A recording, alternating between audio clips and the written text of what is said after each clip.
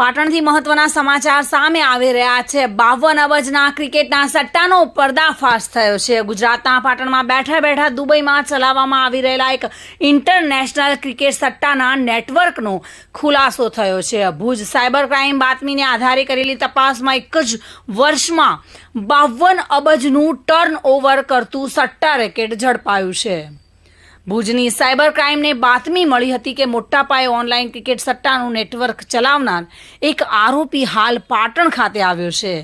જે બાતમીના આધારે ભુજ સાયબર ક્રાઇમની ટીમ પાટણ પહોંચી હતી, જ્યાં તેમણે ભરત ચૌધરી નામના શખ્સની ધરપકડ કરી છે અને શરૂઆતમાં પોલીસને પણ અંદાજ ન હતો કે આ ક્રિકેટ સટ્ટાનું નેટવર્ક આટલું મોટું હશે।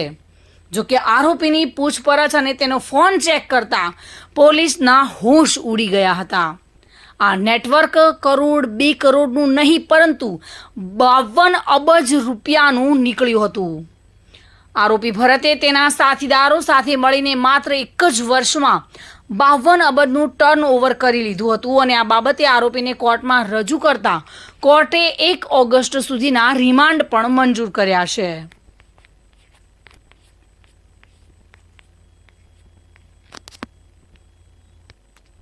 પ્રવીણ યોગી સાથે bureau report, today Gujarati news.